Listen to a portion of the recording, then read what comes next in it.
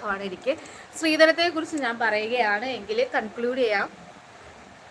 സ്ത്രീധനം കൊടുക്കുന്നതും വാങ്ങുന്നതും ചോദിക്കുന്നതും എല്ലാം തെറ്റാണ്. വിവാഹ സമയത്ത് പെൺകുട്ടിക്ക് കിട്ടുന്ന എല്ലാ തരം ഗിഫ്റ്റുകൾക്കും ആ പെൺകുട്ടിക്ക് മാത്രമാണ് അവകാശം.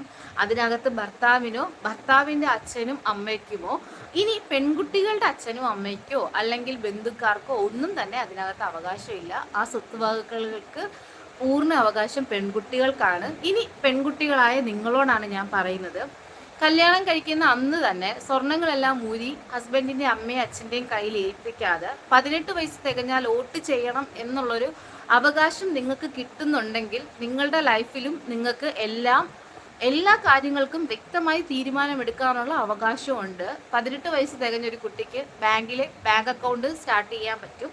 അപ്പോൾ നിങ്ങൾക്ക് വിവാഹത്തിന് കിട്ടുന്ന ഗിഫ്റ്റ് അതെന്ത് തന്നെയാണെങ്കിലും നിങ്ങൾ ബാങ്ക് ലോക്കറിൽ നിങ്ങളുടെ പേരിൽ സൂക്ഷിക്കുക. അവസാന ഘട്ടത്തിൽ എൻ്റെ ഭർത്താവ് എന്നിൽ നിന്നെല്ലാം സ്വന്തമാക്കി എന്ന് പറഞ്ഞ ആണുങ്ങൾക്കെതിരെ കേസ് കൊടുക്കാനും പിന്നെ അത് നേടിയെടുക്കാനുള്ള ഓട്ടത്തിലും നഷ്ടപ്പെട്ടു പോയതിനെക്കുറിച്ച് ഓർത്ത് സൂയിസൈഡ് ചെയ്യാനൊന്നും നിൽക്കാതെ നിങ്ങളുടെ കയ്യിൽ എന്താണോ ഉള്ളത് അത് നിങ്ങൾ സൂക്ഷിക്കുക. അത് നോ പറയേണ്ടടുത്ത് നോ പറയുക. അല്ലാതെ